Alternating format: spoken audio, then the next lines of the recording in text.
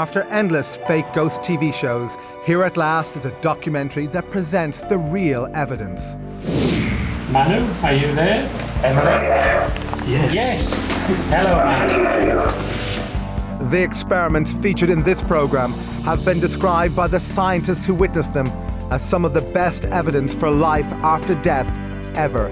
We had 1,000 hours of continuous communication with the spirit world. Be quiet, be quiet, be quiet. Marie. For 5 years, the Scole Experiment continued to produce a vast range of extraordinary phenomena. More than in any other experiment in the history of the paranormal. It was witnessed by hundreds of visitors and monitored by a team of internationally renowned scientists and investigators. I must stress, it changes your paradigm. What they claim to have seen and recorded is so shocking that many will find it unbelievable. The table levitated and began to spin very rapidly. I'm not at all convinced that there is such a thing as life after death. In the US, we put psychic Allison Dubois, the inspiration behind the hit TV show Medium, to the test.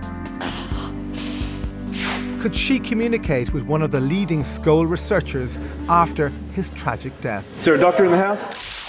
And we meet this woman. I'll just never be this age again. She says she can pick up the voice of her dead son on this simple tape recorder. We also followed the Scole group to Italy, where they conducted seances with Marcello Bachi, one of the world's most unusual mediums. For decades, grieving parents say they can talk to their dead children via his radio.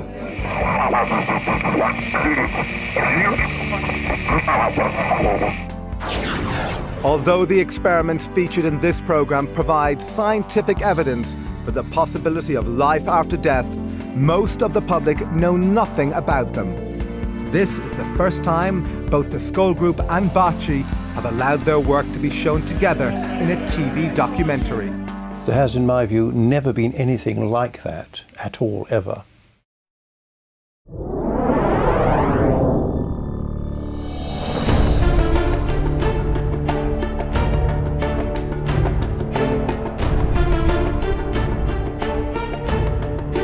In the mid-1990s, in the tiny English village of Scole, one of the most remarkable experiments ever attempted in communication with the dead took place in the cellar of this house.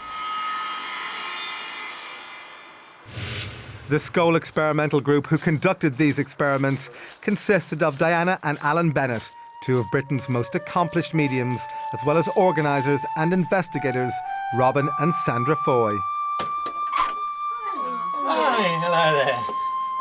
Nice to see you. For 5 years, twice a week, the group would meet in this tiny cellar. Here the Bennetts would go into trance, allowing what they say were the voices of the dead to speak through them. Yes, we hear. Somebody talking. Hello. Come on, friend. Come on, friend. We can hear you starting. But the Scole Group went far beyond this, achieving spectacular results in a claimed form of spirit communication known as physical mediumship. There's a wide range of phenomena that physical mediumship over the centuries has been supposedly able to produce. Objects levitating, chairs, tables, objects in the room. Apports and teleportation, in other words, things just dropping out of nowhere. Sometimes things disappearing and reappearing. Apparent spirit hands, apparent spirit forms. Things that people can see happening. There's an effect on real objective things based on, supposedly, the communication or contact between a medium and the spirit world. The spirits are using the medium as a conduit to cause these events to happen.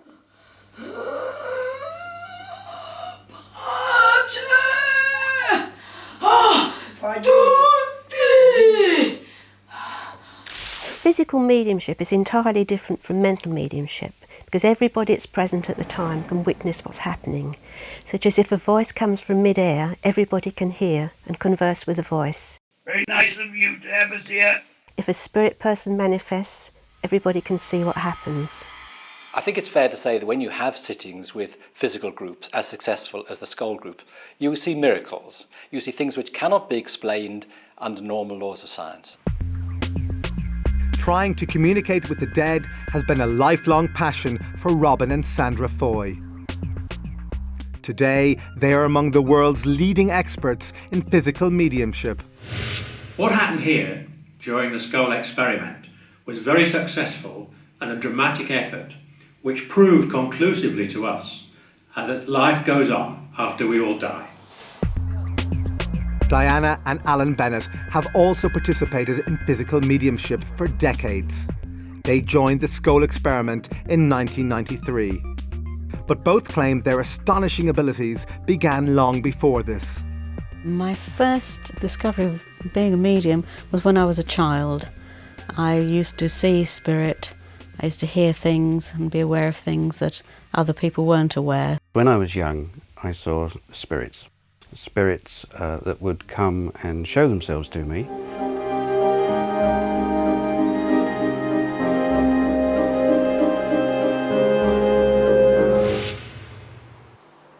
I think the greatest effort come from the spirit side.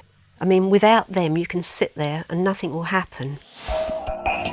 But a great deal did happen, more in fact than any other mediumship experiment ever conducted. And according to the Scole Group, this success was due to the efforts of a group of deceased personalities on the other side.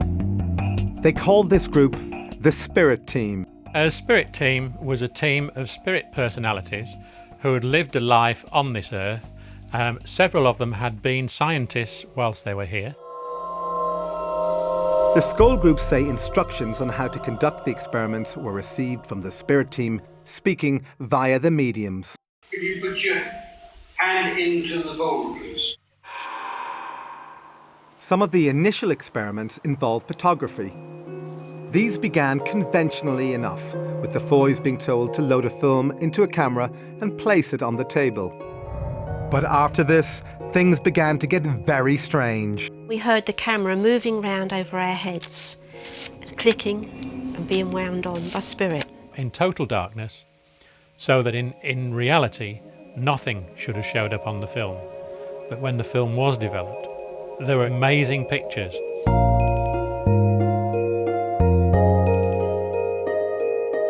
Wartime pictures of St. Paul's, of a bus that was blown apart in the Blitz. Quite amazing stuff. It was never explained to us exactly why we got these particular pictures, other than the fact that we had a separate photographic spirit team working with us at that stage, who were practicing their art and seeing what they could achieve. Some films contained images of faces, including human faces, in various stages of formation. There were a series that appeared to represent bubbles and various other things coming together, partial faces, etc. We were told that what we were seeing were areas of communication within the spirit world.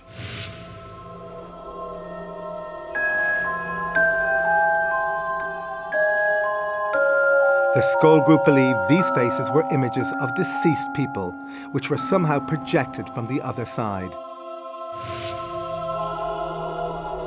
To them, this theory was confirmed with the appearance on another Scole film of this blurry profile. Communicators through the mediums informed them that it belonged to a man named Kingsley Fairbridge, who had died in 1924. We were put in touch in a very obscure way with his daughter, who was happy to agree that that was a picture of her father.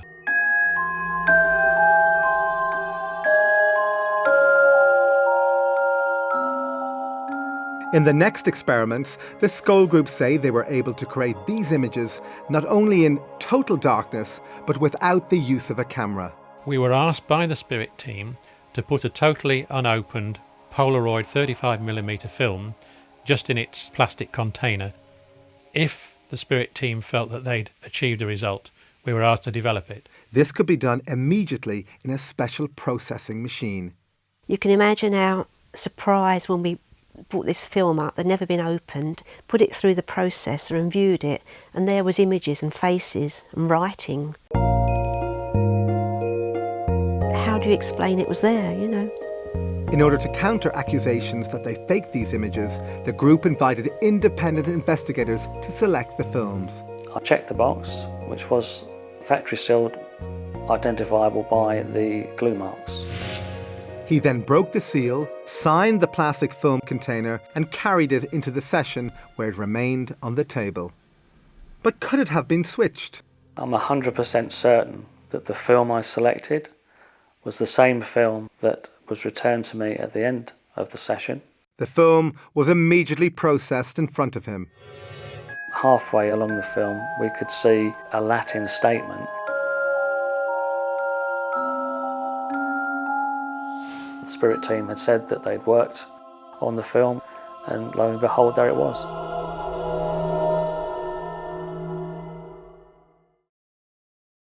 Do I believe in an afterlife? Yes, I do, completely. I had an experience where I met a medium on the street, and she described my great-grandparents, my grandparents, my great-aunt, who have all passed away, their names, the way that they died, and told me that they were all around me and walking with me and never really have left me or never really leave any of us. So, completely believe in that.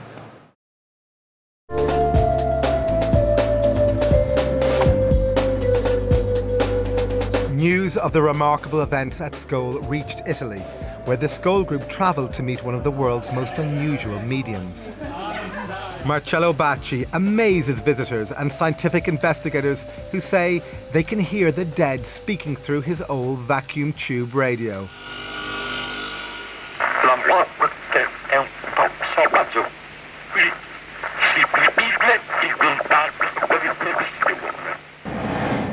This extremely rare form of mediumship is also called direct radio voice, or DRV, and is virtually unknown to the public.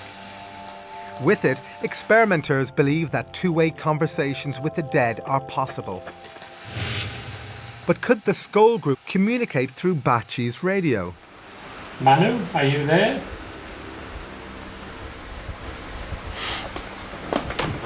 Emily? Yes. Hello, Manu. Thank you, Manu.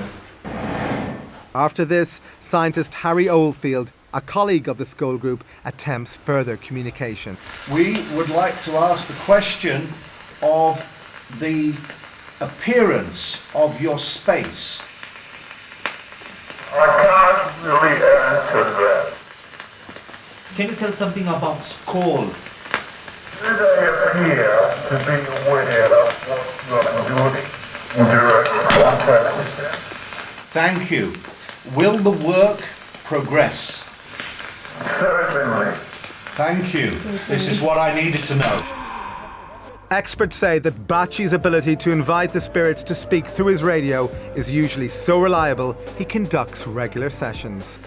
This seems highly improbable, but these grieving parents don't think so. The walls are littered with pictures of dead loved ones. Parents clearly recognize the voices as belonging to their departed children.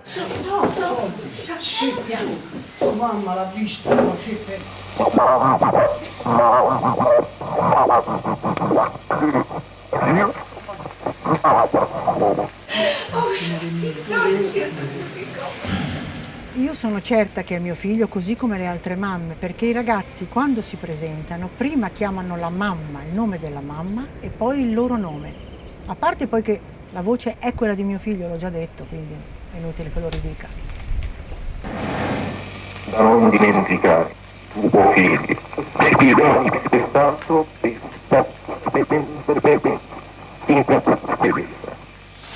Però nel tempo ho avuto delle prove che solo io potevo sapere e che hanno dato la mia sicurezza di che questa era la prova che mio figlio era ancora vivo.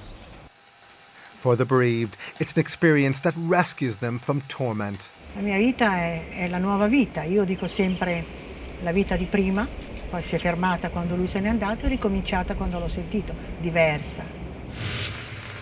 We wish to know more with respect. Sometimes when the communication with us becomes more difficult. But are these radio voices just a clever hoax? Not according to scientists who have subjected Bachi's mediumship to a battery of tests. One of the leading Italian investigators is Paolo Presi, and his colleagues from Il Laboratorio, an organisation that uses the most stringent methods of science to investigate paranormal claims. He is a medium. Surely is a medium because all happen when he is present on the experiments. Using software endorsed by the FBI, Il Laboratorio have conducted voice print analysis. Like a fingerprint, a voice print is unique. It can therefore be used to determine someone's identity with near certainty. They compared voice prints from 2 audio samples. One was the voice of Chiara Lenzi, recorded before she died. The other came out of Bachi's radio after her death and was clearly recognised by her father. The comparison produced a 97% match.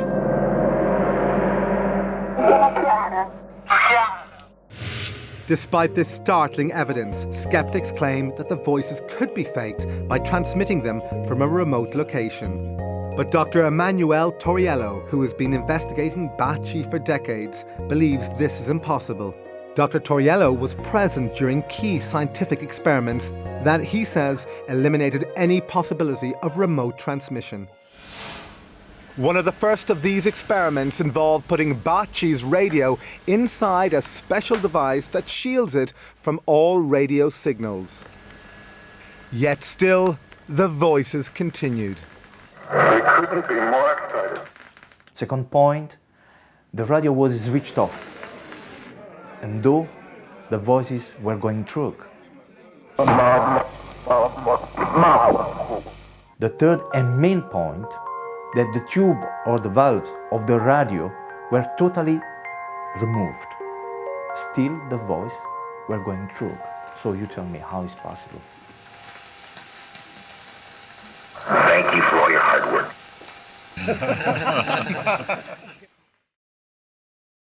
Do you believe in the possibility of life after death? No, I believe in a long, long sleep, baby. Back at Scole, the phenomena were continuing to progress. Nearly all of them took place in this tiny brick cellar, affectionately called the Scole Hole. It was here that the 2 mediums would go into trance, allowing what they say were deceased personalities to take over their bodies. Hello. But just how difficult was it to summon the departed? I think possibly we sat about twice a week for a year before we really got anything significant happen, just minor phenomena up to then. But the group's determination and patience paid off. By 1995, visitors were reporting that the Scole Hole was alive with extraordinary phenomena.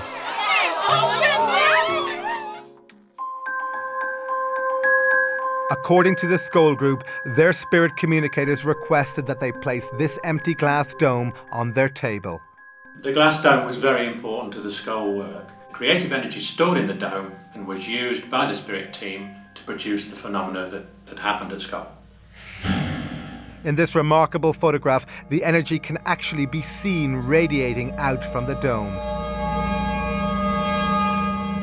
But since these phenomena are so unusual, the group knew that without careful independent scrutiny, their experiments would be dismissed as fake.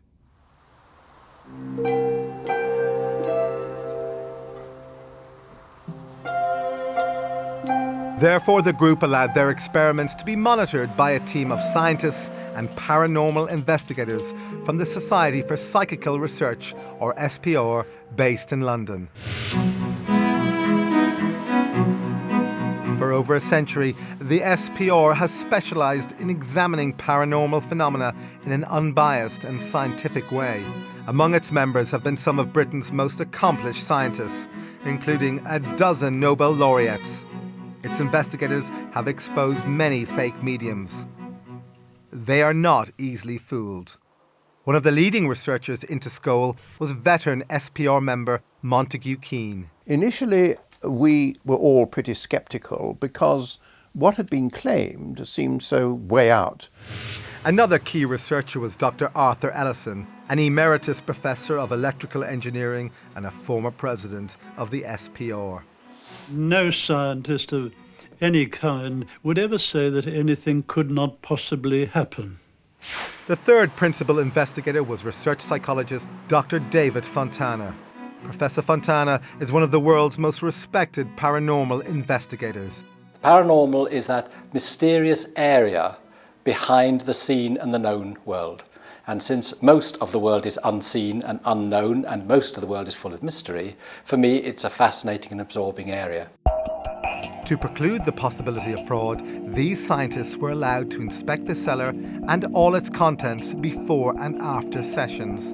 All participants had to empty their pockets and leave their belongings outside. The cellar had only one entrance, and this door was kept locked during all sessions.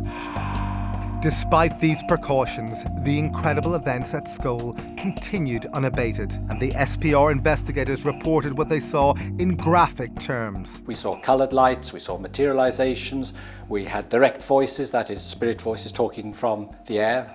We were touched by the spirits. We saw a whole range of phenomena which could not be mistaken by three investigators such as ourselves. In the spirit of openness, the Scole group allowed more investigators to scrutinise their sessions. These included leading scientists from several disciplines, even a professional magician. One of the scientists was the internationally renowned biologist and author, Dr. Rupert Sheldrake. Science has done very little to investigate the afterlife or reincarnation. Most materialists assume that both of them are impossible. So there's a kind of dogmatic denial by some scientists of the possibility of these things. But I wouldn't say that was a scientific understanding. I would say that was a dogmatic, ideologically motivated dismissal. The only way to have a scientific understanding is to do the research. We had a number of different professors of different disciplines to come, and sometimes they could test their expertise against the expertise on the other side. For example, Professor Archie Roy, who's an astronomer and specialises in the movement of celestial bodies, had a discussion with the other side about celestial mechanics. And he said afterwards that he thought there were only about half a dozen people in the country who would know exactly what they were talking about. Such evidence is gold dust to researchers, as it is unlikely to have been fabricated by the mediums who possess no academic training in this area. Although the scientists found this sort of evidence impressive, they still needed to eliminate any possibility of fraud taking place under the cover of darkness. Therefore, the Scole group devised several controls to help eliminate this possibility. One of these controls involved all participants wearing luminous wristbands. These bands were attached with Velcro, so they could not be removed without attracting attention. They also requested the use of night vision equipment. We persistently asked them to accept infrared cameras, and they said not yet. It would interfere with the energy in some way. So we had to accept this with great reluctance. We were told that this phenomena could be developed in the light, but if it were, it would take an awfully long time to produce, years and years, rather than a few months that it actually took us. Critics saw this insistence on darkness as an excuse to hide fraud, but participants to the Scole experiment were not always in total darkness. Whoa, look at you!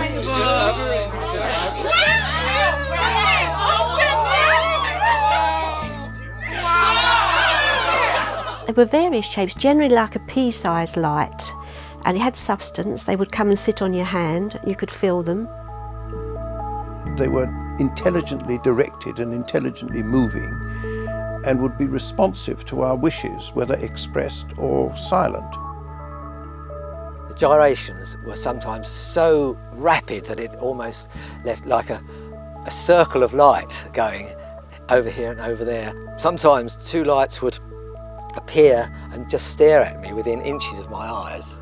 I thought at first that the lights must be small light-emitting diodes suspended on the end of nylon fishing line. Then suddenly a light would start to do a tap dance on the table, bouncing up and down on the table, and you could hear it click as it rebounded from the table, and suddenly it went pop, went through the table and came out the other side. Now, no nylon fishing line explanation would account for it going through an apparently solid, well, it was a solid object, a table. The lights also had another rather strange trick up their sleeve, if I may talk about lights as having sleeves, and that was to pass through bodies. I was actually used as a guinea pig in the early days to see how it felt and to develop the phenomena. And this light would actually enter through my chest, and then 3 minutes later it would probably pop out of the arm or something and disappear across the room. This was being developed to produce a healing phenomena. I have this bad knee, and at one point we had a light that was moving around the room and rested on my knee for a minute and suddenly moved inside my knee. Yeah, she just went into my bad knee. I could feel it moving around in my knee, and then all of a sudden shot out the back of my leg and took off. The pain was greatly reduced, and the swelling that had been in it that day was gone, and that was a huge, wonderful thing to happen.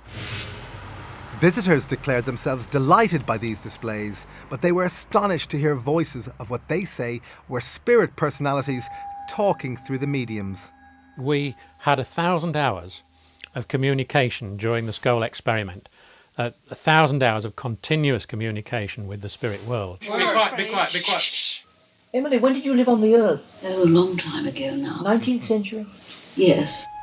In this dramatic form of spirit communication, the mediums go into trance, during which time, they say, spirits take over their bodies and speak through them. It's the love that connects people. Right. And the rest doesn't matter a jot. So what's it like to supposedly talk to the dead in this way? It becomes very natural, and actually talking to somebody who is deceased, if you like, is a natural thing, purely and simply because it's the same as you talking to me here in this room at this very moment. There's no difference other than the fact that we are aware that they're no longer in this world. And not be frightened in any way. But could the mediums have just been acting? The researchers didn't think so. The voices were quite different from those of the mediums themselves, and the personalities behind the voices were not only quite different, but were very consistent. Even the accents were. But it wasn't just the consistency of the accents that impressed the researchers. They reported that the personalities also remembered every detail of all conversations spoken to visitors over a 5-year period. Add to those skills the ability to read minds. This apparently occurred when a female spirit spoke to the group. She would tell us what was going to happen, she would comment on what we were doing, and sometimes what we were thinking.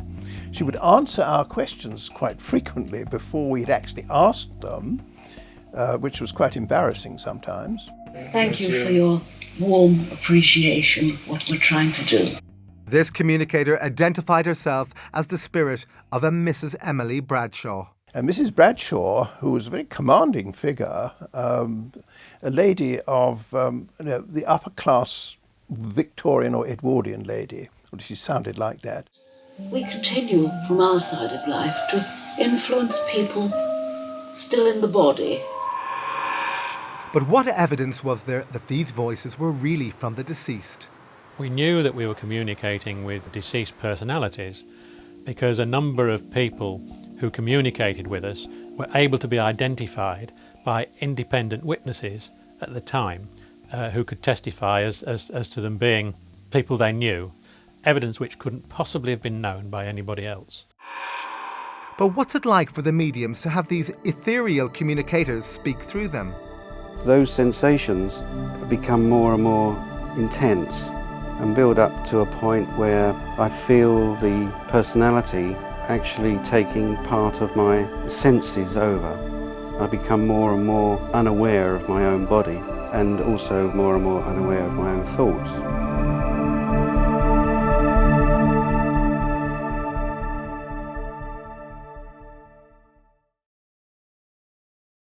My mother died about 1.5 years before my father did, and 3 days before my father died, he saw a vision of my mother and was very disturbed when she suddenly disappeared. And I believe that his death coincided with that vision of her and wanting to see her again.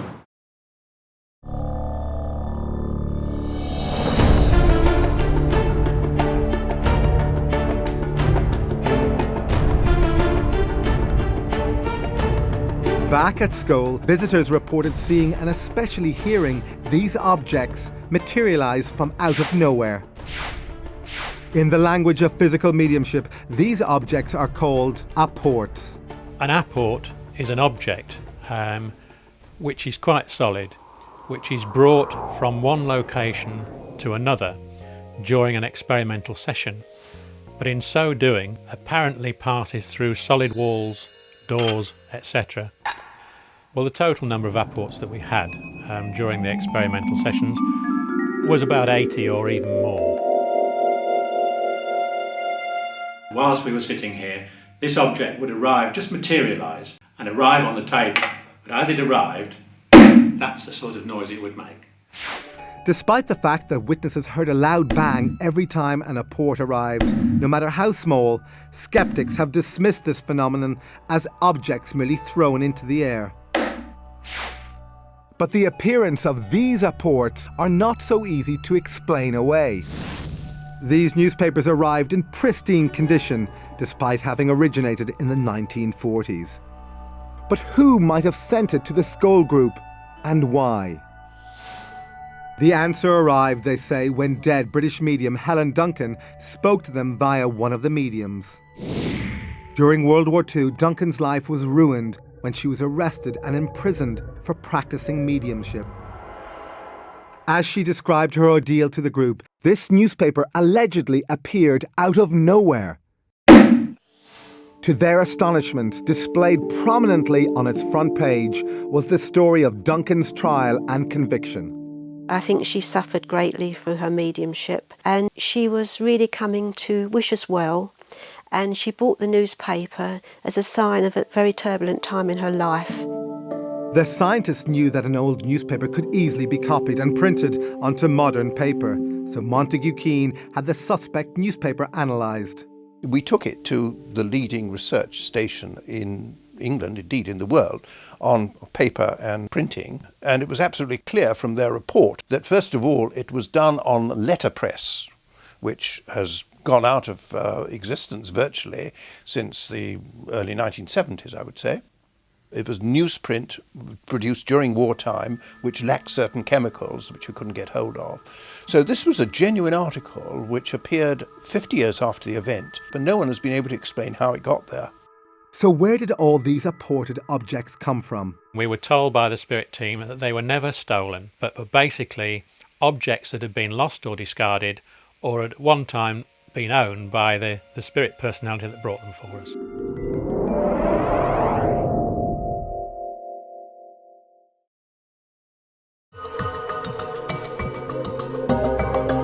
Back in Italy, we were given unique access to film one of Bachi's private seances. But Tim, now you have to sit somewhere and sit. Not in my back. Not in my back. Somewhere that you can, yes. Despite the loss of this camera, we were allowed to continue using this night shot camera to record the seance, which took place in total darkness.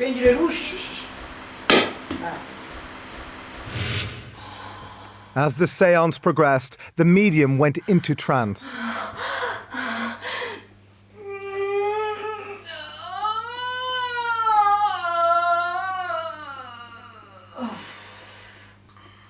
We were hoping to capture what visitors to Scole said they had witnessed, the levitation of solid objects.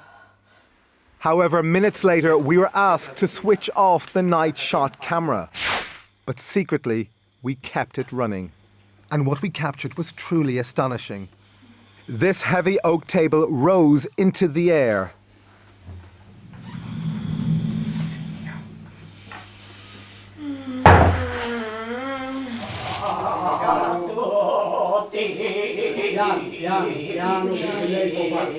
But levitations were not the only phenomena we witnessed during these seances. Like the Scole Experiment, visitors to Bachi's centre say they have received apported objects. This woman is one of them. Questo è un apporto che ho ricevuto al centro Bachi. Al centro Bachi succedono spesso queste cose ed è incredibile. Uno potrebbe dire uno le hanno messi là, se lo sono inventati, ma non è così, perché chi l'ha vissuto sa che questo è vero. Once again, we were permitted to use night shot cameras in the hope of capturing the arrival of an apport. We were not disappointed. With the medium in trance, the camera crew were astonished when, out of nowhere, they felt these flowers falling on them. Nulla non mi fate. Che sta succedendo? Io non sto capendo nulla non mi fate. Che sta succedendo? Io non sto capendo bisogno di With the lights on, people reacted in amazement at just how many flowers had appeared. This one is gone in his hand. Sì, così. Così, proprio in mano. Così. As they collected them, we continued our filming. You see, it has been ripped. It has been ripped. See, it is fresh. Although we saw no signs of trickery, this séance was not conducted under controlled conditions. Therefore, critics could claim it was possible for someone to have thrown the flowers into the room. But apports which have a specific connection to departed loved ones frequently appear at the centre. Connections that Bachi has no previous knowledge of. Sempre la prima sera mi è arrivato un apporto, una foglia di giada di questa grandezza, identica alla foglia che mio figlio aveva sulla tuta della foto che io ho portato quella sera per far conoscere mio figlio, ma che nessuno ancora aveva mai visto. Identica. This woman said that a single red rose was apported into her hand. She was also convinced it came from her dead son, because every week, she told us, she placed an identical flower on his grave.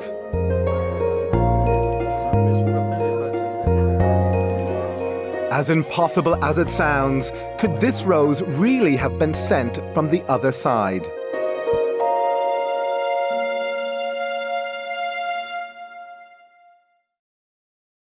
I'm not sure that I do believe in the afterlife. I think it's because I'd like to have final rest when I die rather than have to think about coming back as something else.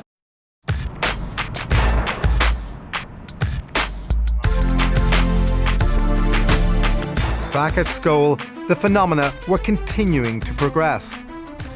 The scientists were about to experience something even more shocking. Another thing that happened was that a hand materialised and sort of glowed. And there was this disembodied hand floating around. When I told some of my friends about it, they said it sounded just like the Addams Family. And I commented to the medium, I said, oh, I can see a disembodied hand. And she said, it's not disembodied. This was Mrs. Bradshaw, who was speaking through one of the mediums.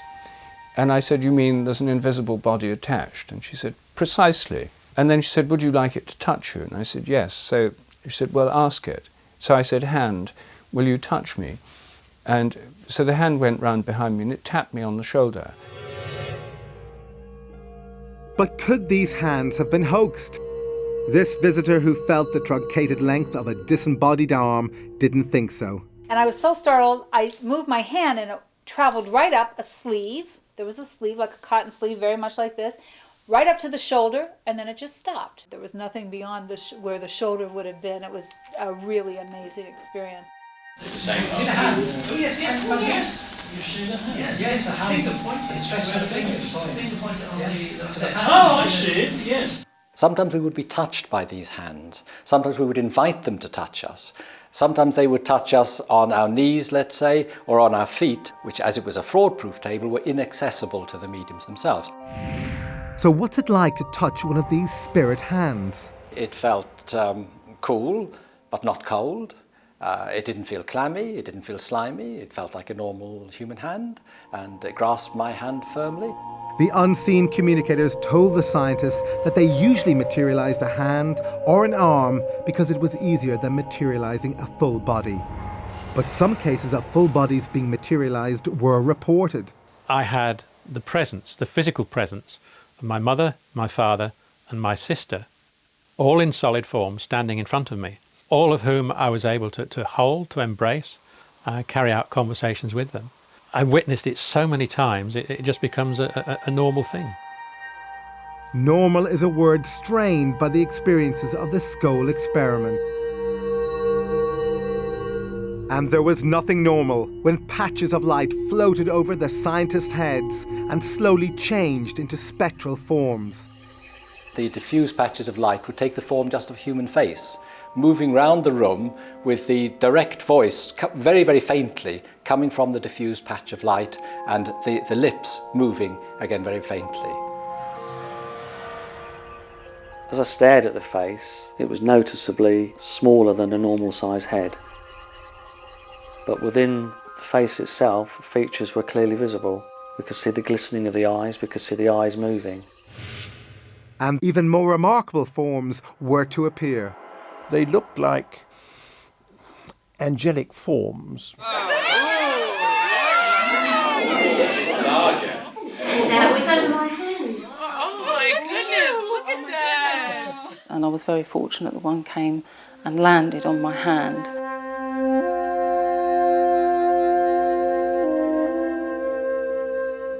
And just the energy that you felt from it when it connected with you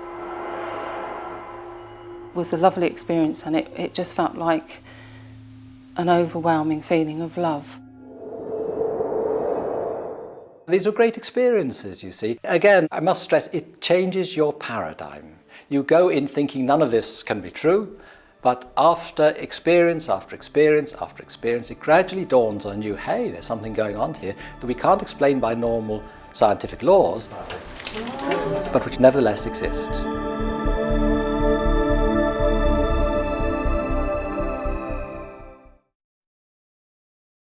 Years ago, I was staying in this very old inn, and I actually saw somebody come out from a wall and walk through and just disappear again. And I just believe there are people that are trapped between here and the next world.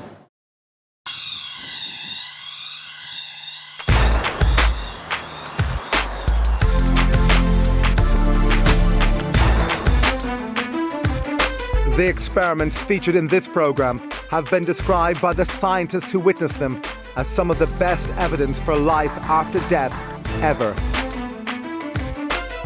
After 2 years of intense effort, the Scole Experiment began to produce more phenomena than in any mediumship experiment in the history of the paranormal. Their initial claims were that they were in contact with a group of deceased entities who were producing, with their help, a number of pictures of either deceased persons or strips of films, which they claimed to be produced without any cameras and in the dark. To eliminate any possibility of hoaxing, the scientists brought their own film and locked it in a specially designed security box. The box was held in the hands of the investigators so that no one could get at it. And then immediately afterwards, we would take it out of the box ourselves so that no one else touched it, and then develop it ourselves in a special machine. Despite all these precautions, the experiments continued to produce the incredible images seen here.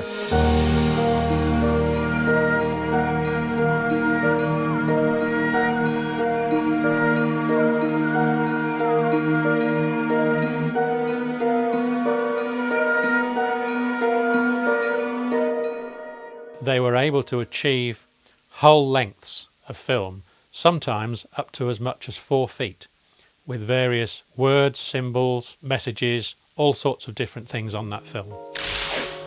Other films contained poems in centuries-old German and fragments of Greek, Chinese, Hebrew, Latin, and even Sanskrit. The Scole group were ordinary people with no knowledge of these languages.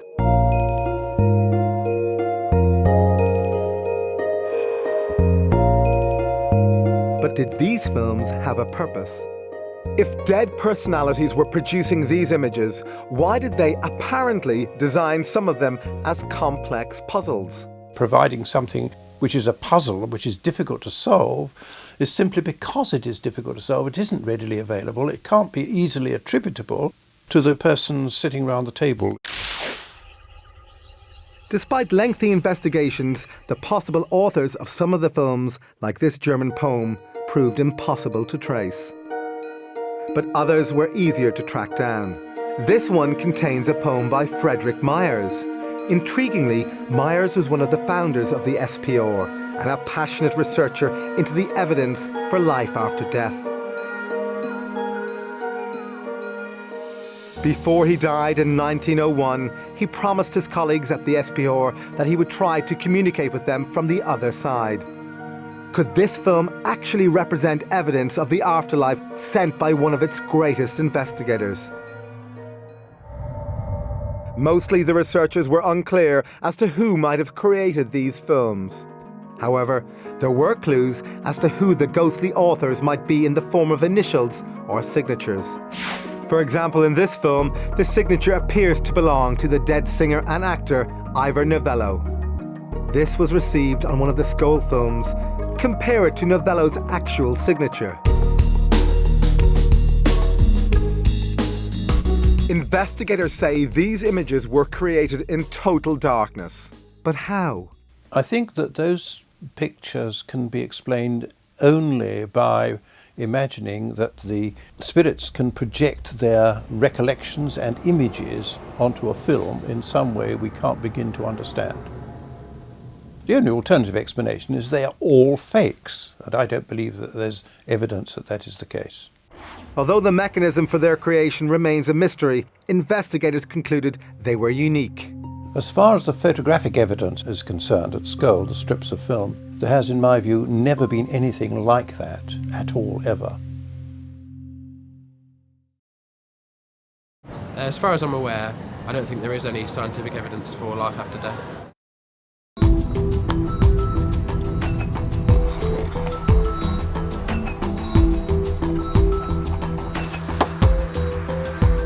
Spurred on by the photographic experiments, the Scole group began a series of video experiments called Project Alice, after Alice through the looking glass. Their ambition was nothing less than to try and capture moving images sent from the spirit world. The Scole group insists that instructions on how to position the camera and mirrors came from their spirit communicators. They were told to set up a video camera in the dark cellar, aim it at a pair of mirrors so that it could only film its own viewfinder. While it was recording, nothing unusual was seen. But when the tape was played back, these remarkable pictures appeared. We had images on the video, sometimes of what looked like a tunnel of light. Other times, spirit faces were coming towards us. Sometimes what appeared to be a doorway moving.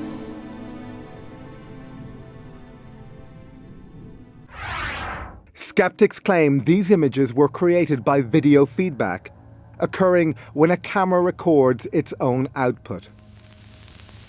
But scientists have ruled this out. Video feedback doesn't produce this kind of result.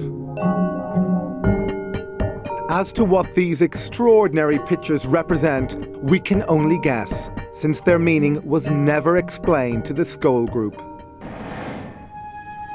This video, also totally unexplained, appears to be a ghostly face with moving eyes.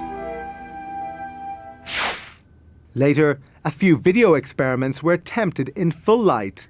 Again, nothing unusual was seen during the recording. However, on playback, this unworldly figure appeared.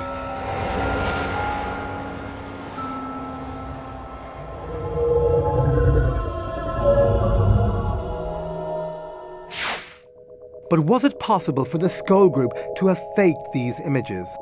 Not according to the investigator who monitored these experiments, Swiss lawyer and businessman Dr. Hans Scher.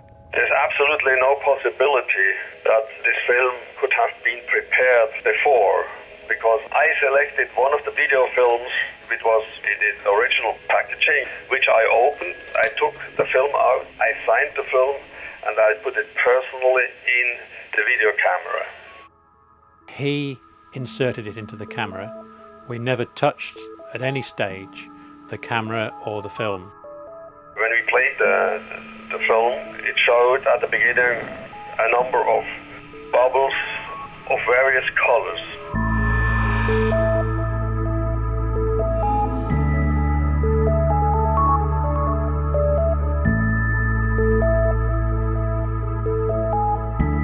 But there was one particular bubble on there in which the face of a person appeared, and it was a man with spectacles.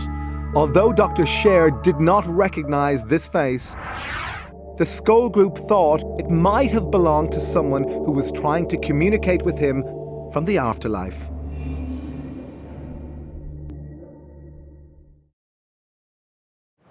I have heard of the electronic voice phenomenon. I think it's actually one of the most disturbing and unnerving aspects of the notion of there being an afterlife. Attempting to capture spirit voices via technical devices like radios and tape recorders has a long tradition that goes back to the last century. Today, there are tens of thousands of people around the world who say they have captured the voices of the dead on simple tape recorders.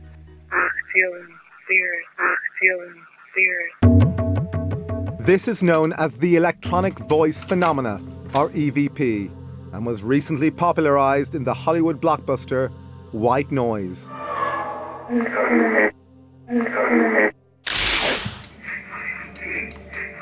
Despite the Hollywood treatment, EVP has been the focus of serious scientific investigation. One of the leading researchers is Alexander McRae, an electronics engineer who has worked on communication systems for the space shuttle. He has been investigating EVP for decades. If somebody came up to me in the street and said, there's nothing paranormal about EVP, I would say, well, I've done at least 20 years and hundreds of experiments, and I know that it is a paranormal effect. Now, how many experiments have you done? But skeptics insist that EVP is nothing more than the random pickup of broadcast signals like radio and TV. To test this theory, McRae tried to obtain EVP inside a laboratory that was fully shielded against radio and sound waves. This meant it was impossible to pick up any stray broadcast signals. So inside the laboratory, you couldn't pick up anything. But yet the device still produced voices. Although this audio sample is hard to understand, the very fact it was recorded defies all known laws of science. One experimenter of EVP is Vicky Talbot, who lost her son Braden in a boating accident in 2001. Okay, I'm coming down into Wildcat Cove right now, which is the cove that my son departed from and did not return. Ever since then, she says she can record and recognize his voice using this digital recorder. Well, that's Braden. What has really convinced me is the way he speaks, the stress, the intonation. Sometimes he sounds exactly as he did in life. Happy New Year. He will use certain phrases that we used to use. He will say certain things that will identify himself as the person that he was in life. I am convinced, personally, that I am communicating with my son. Like visitors to Scole and to Bachi's centre, EVP practitioners find comfort in the belief that they can still communicate with loved ones. But even this conviction can't make up for the unbearable burden of losing a child. These just make me want to cry, just looking at him. I'll just never be this age again or do that again. What matters is the love that you have for your family. That's what really matters, and not to screw it up, and to remember they can be gone in a flash. You know, these other people, I feel so sorry for them because they have no way of communicating with those that they have lost. And they go around thinking, if only, if only, if only. I don't have to think that. And that's a good thing.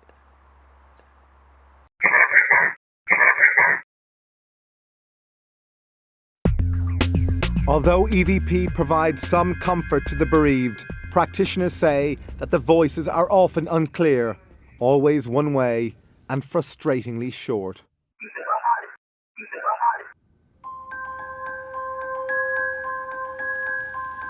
One way that we also communicated with spirit, and which was a very effective way, was by use of an ordinary, very cheap tape recorder whose amplifiers were used by the spirit team to carry on a two-way conversation with us. We inspected this machine and found it was completely normal. Earlier, its built-in microphone had been removed to eliminate the possibility of recording anything.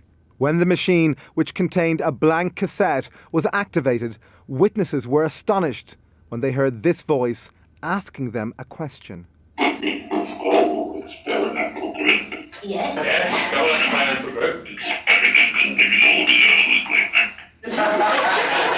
Experimenting with audio equipment.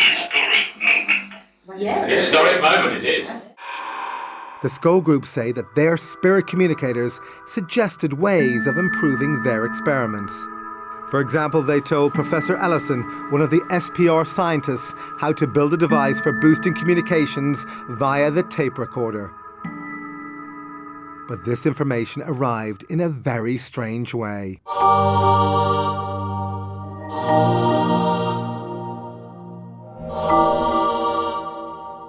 These images appeared after an unexposed film locked in the security box was later processed by the scientists.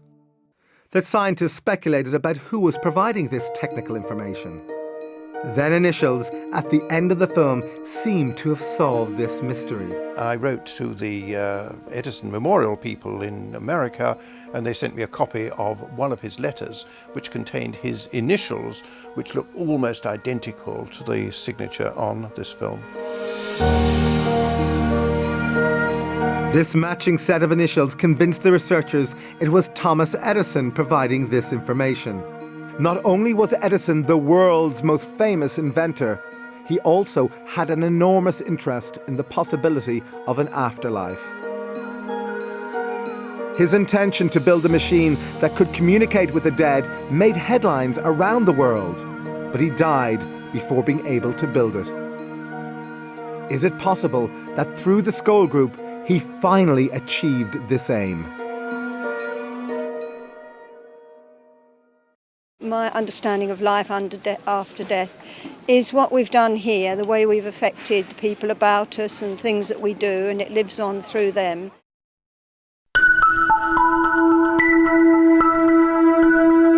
Spirit voices speaking through the mediums. Spirit communication written on sealed film in locked boxes. All these incredible phenomena. But could the scientists have been tricked?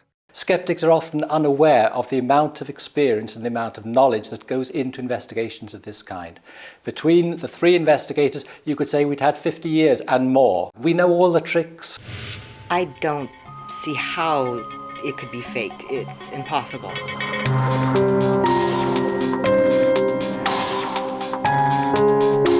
Nevertheless, was it possible for the Scole Group to have perpetrated a massive hoax? These things are so extraordinary that when one tells them to people who've not had the experiences themselves, they think, oh, it must be trickery. And the challenge then always is, okay, you duplicate it. But so far, no one has been able to do this. Nevertheless, critics still claim that the events at Scole were produced by the kinds of conjuring tricks used by stage magicians and entertainers. You find them You found them in this manner like this, you see. Because professional magicians learn all the skills of illusion and misdirection, Be genuine. I'm not going to show you how it's done, because if I showed you how it was done, you'd tell everybody else. they are also well qualified to detect this type of fraud.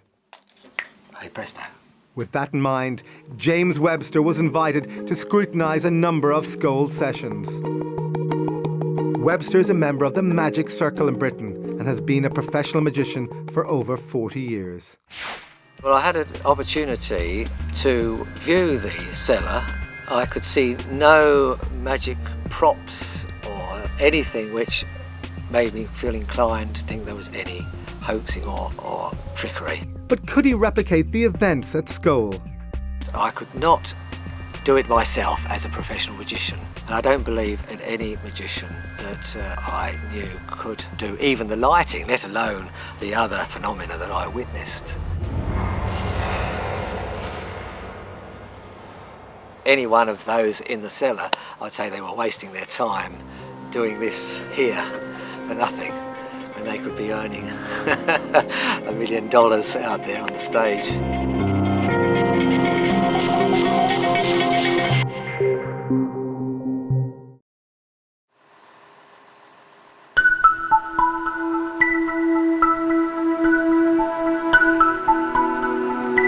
In 1999, after an exhaustive 2-year investigation, the investigators published their conclusions in the SPR's official proceedings.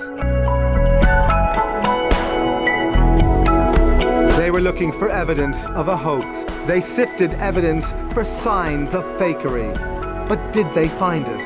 If you take all the phenomena within the whole of the Scole experiment over 2 years while we were there, I would say that the possibility of fraud and faking was nil. Although the Scole report includes theoretical discussions about how individual phenomena might have been faked, the chief investigators concluded that events at Scole cannot be explained either by known scientific laws or by trickery. But psychology professor Chris French, the co-editor of Skeptic magazine, remains unconvinced. There's lots of claimed evidence for life after death coming from lots of different sources. The debate should be about the quality of the evidence. At the moment, on the basis of the available evidence, I'm not at all convinced that there is such a thing as life after death. I think the skeptics regard the possibility of the survival of human consciousness as inherently so impossible that anyone must be rather crazy to believe it. But when you look at the evidence, you have to ask yourself whether you'd be even more crazy not to believe it, or to find some alternative explanation which makes any sort of sense. And I haven't found one.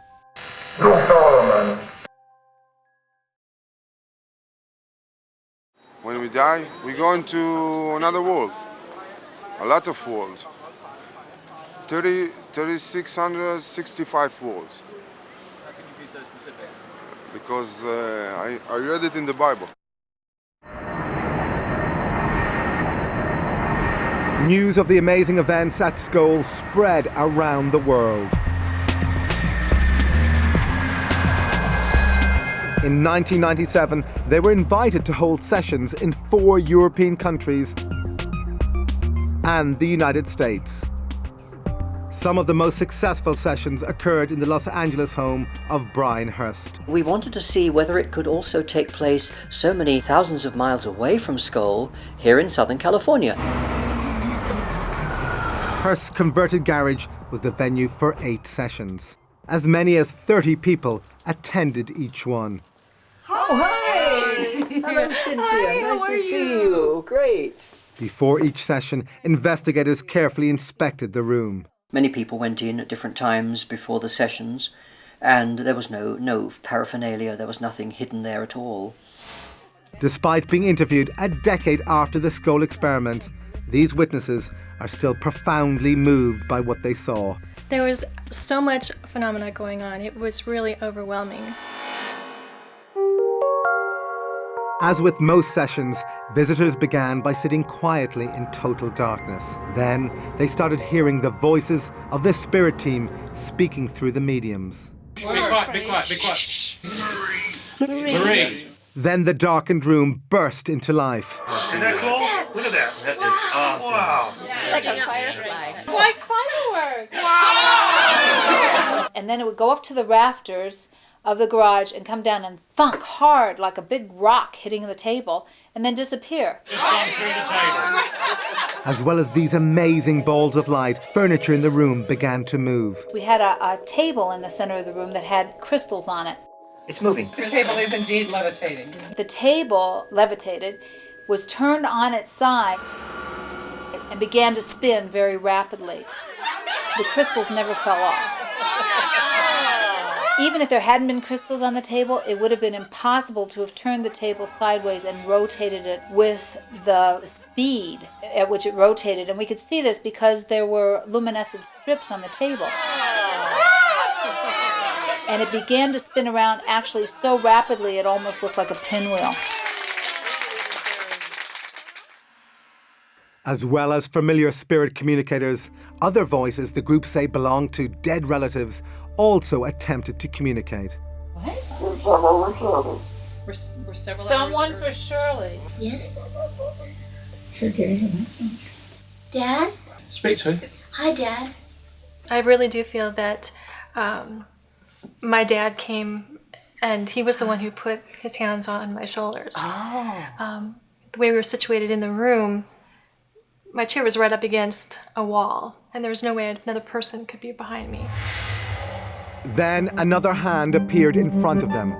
But who did it belong to? There was a particular communicator called Reg Lawrence, who was an engineer in his lifetime and who became very expert at producing voices from midair. Hello, Red. Hello, Brian. Very nice of you to have us here. He just touched my hand. Oh, yes. Oh, he's stroking it. It's slightly cold, but it's flesh. He's shaking my hand. Oh my God. Oh, Reg, you've made my year. You made mine. As usual, Lawrence did not communicate through the mediums. Instead, the group could hear his voice projected from different parts of the room. Some of the voices were moving around the room, even high up in the rafter area that somebody would have had to climb up on a ladder to get up there, and there's no way that was happening. The spirit team also came to be regarded as healers by the participants. Has it gone inside you, that light? It's in my chest right now. So it's right there around my heart, and I have a little bit of a heart problem. I was diagnosed with cancer, and a very fast-moving, dangerous cancer. I sat with Scole, and probably 2 to 3 weeks later, I had biopsies again, and they came back completely negative. All of the visitors attending the LA session said the experience changed their lives forever. When you walk out of that room, you definitely feel like you've been exposed to something very extraordinary. We actually saw the spirits. And that's got to be positive evidence for survival. We do live on after death. They certainly proved that to us that night. Being survived in Auschwitz, and also my parents were killed in Auschwitz, including my 11-year-old brother, who was killed on arrival with my parents, and I just cannot accept it that should be the end of them.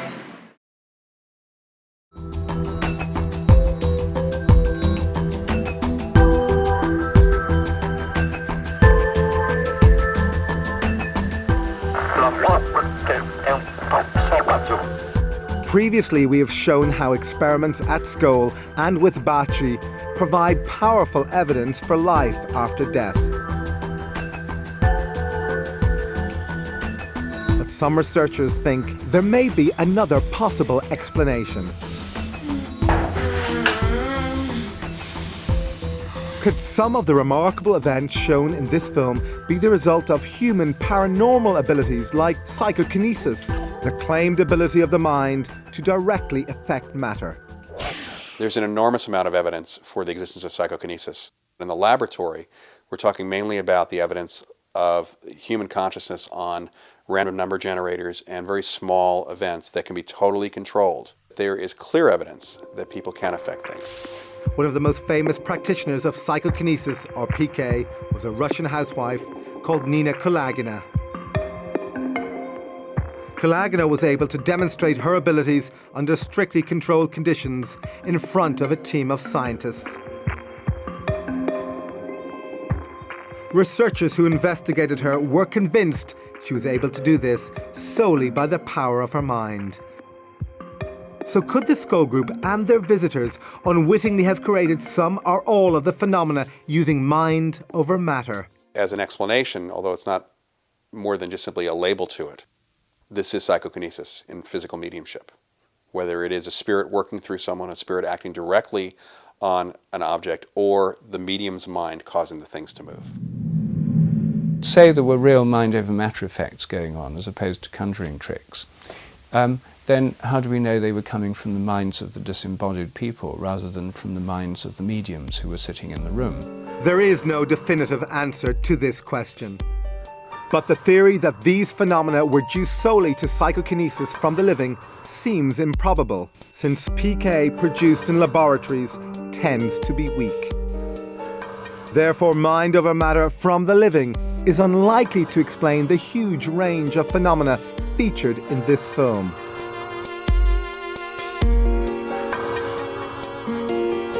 Emily, when did you live on the Earth? Oh, a long time ago now. 19th century? Yes. We simply have a number of clues of information which was extremely unlikely to have derived from the subconscious mind or the conscious mind of the medium. And the more impressive those are, the less likely it is that you can say that this is an aspect of mediumship. And the more likely it is, it's an aspect of discarnate communication.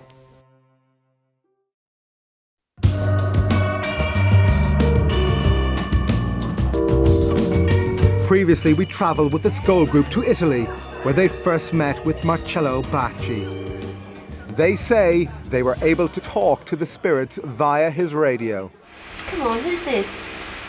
Come on here.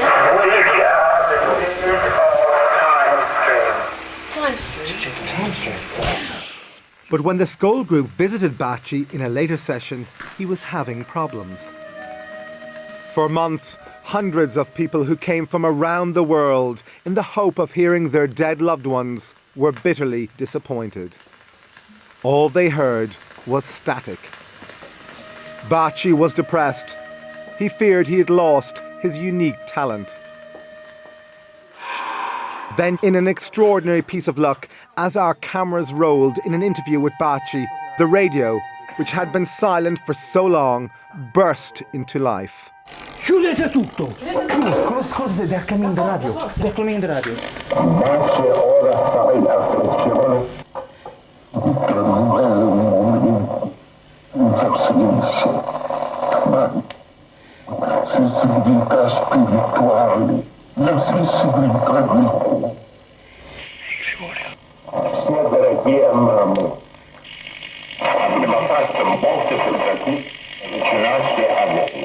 Grazie Gregorio, però ci sono, vi prego, stasera sapete.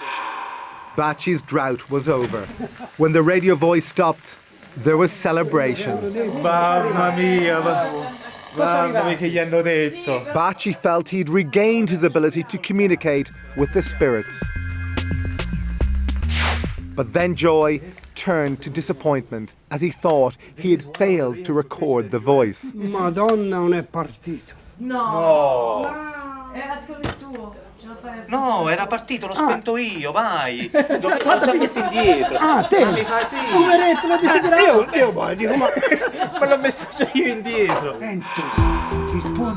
Once the recording was transcribed, Bachi told us the voice belonged to a spirit called Gregorio, a Catholic friar who had died many years ago. Later, independent researcher Dr. Toriello read the last part of this ghostly message. Man, he passed his time just deceiving himself, okay? But when all of you will be here, where we are, okay? Then you will find the answer to all your questions.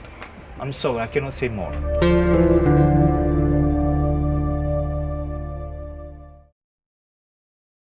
We do look down on our friends and loved ones after we die, until such time as we move on to some other dimension. I think you can think what you like, really.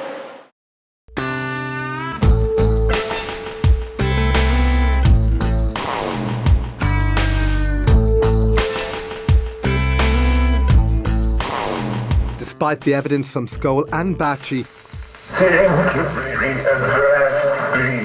most scientists still refuse to even consider the possibility that consciousness might survive death.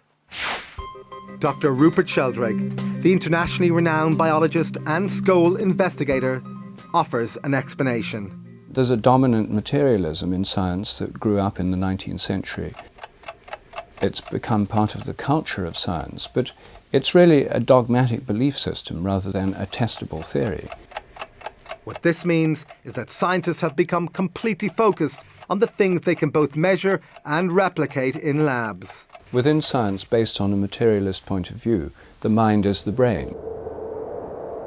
So anything that suggests the mind might be more than the brain goes against the theory, and therefore most scientists don't want to know about it.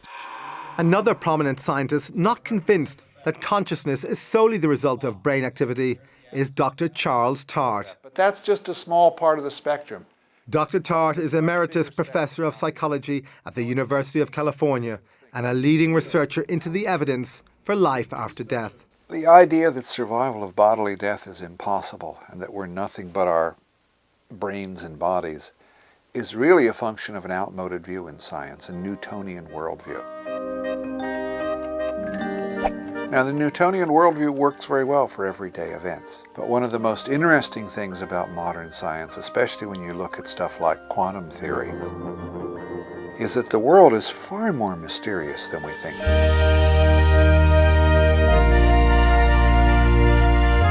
And we now have experimental evidence of what Einstein called spooky action at a distance, that we can instantaneously affect something in a distant part of the universe. That's really wild.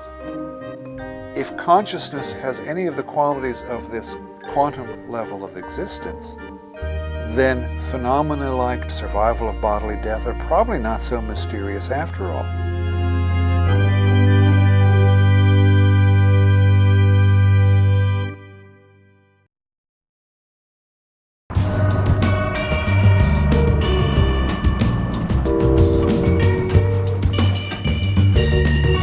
But could quantum theory explain one of the most shocking experiments conducted at Scole?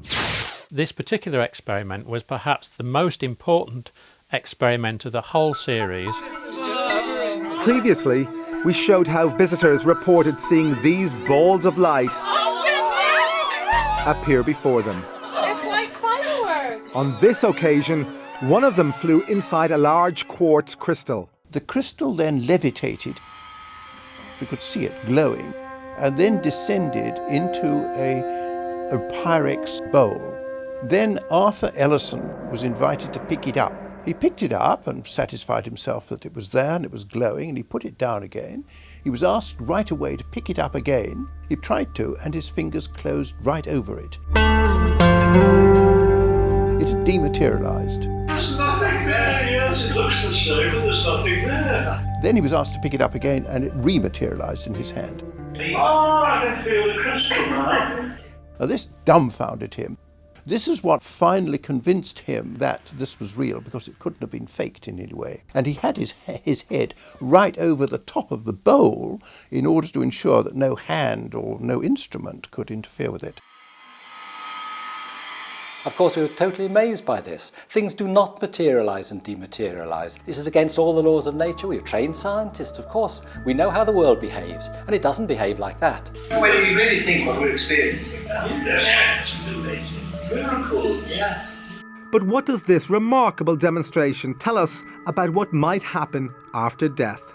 The spirit team told us that the experiment with the crystal in the bowl gave a good example of what happened when we die, in that the essence of the crystal remained even when the physical part of the crystal had been removed. Our bodies represent the physical part, but the essence of ourselves remains the same. This, if you like, can be termed the soul.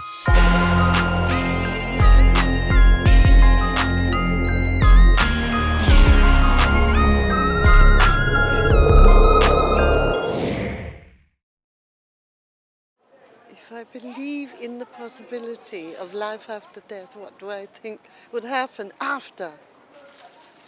I don't know. I just don't know, do you?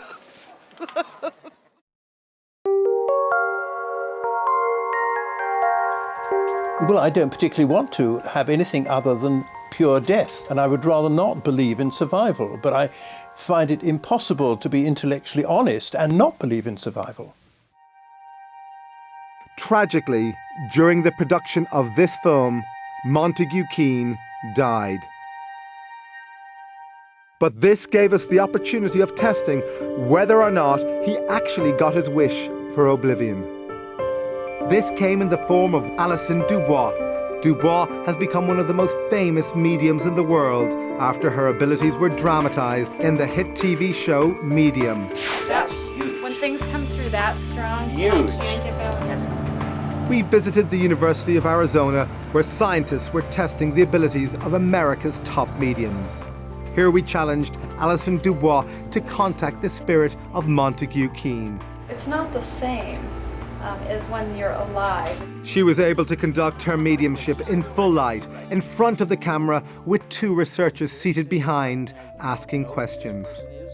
Do you have any idea who this person is? Dubois wasn't given any information about Keen. The only thing she was told was the first name of Keen's widow, Veronica. The fact that he gets to still be here around the people he loves is huge to him. Although many of Dubois' statements were vague, some were astonishingly accurate. He went down at a podium, or no.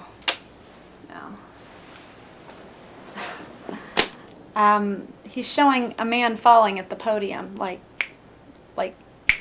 and falls, and he goes down at the podium. Okay. This is important. It's like an assembly. On the night of his death, Keen was taking part in a debate at the Royal Society of Arts in London. While defending his position, his voice faltered mid-sentence, and he died. Many distinguished scientists spent many years. Take a rest. No, I don't even know what it means. I mean, he's making me feel like either he had a heart attack or his breath was taken from him, but he's showing him knees buckling and going down. Is there a doctor in the house? People jumping up, like everybody rising. He goes down and they go up. Right. Also, there would have been like a banner announcement or a banner hanging of what this conference was or whatever it was. He's kind of laughing and he's like, way to go out, like way to leave this world, right there and then. Dubois stated that Keen is now as interested in communicating with the living as he once was in talking to the dead. To try and understand better, like to understand the other side, what you guys are seeing that's right and what's not right, and almost to like try and help make that clearer. I do believe in an afterlife. I'm not sure what that life will look like if we just go back into the source, but I just kind of live my life like we'll see when we get there.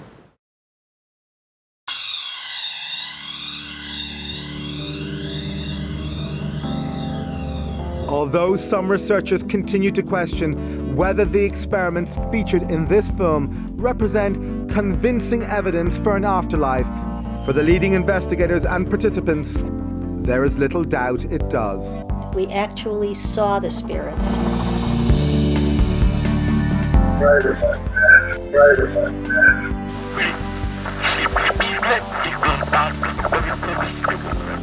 Emily, when did you live on the Earth? Oh, a long time ago now. 19th century? Yes. Come on here. I think we were pushing the barriers further than had ever been pushed before, and I think we just got to the stage where at that time we couldn't go any further. In 1998, after 5 years and 500 sessions, the Scole Experiment finally came to an end. The Scole Experiment may be over, but today, in Italy, grieving parents continue to report hearing the voices of their dead children on Bachi's radio.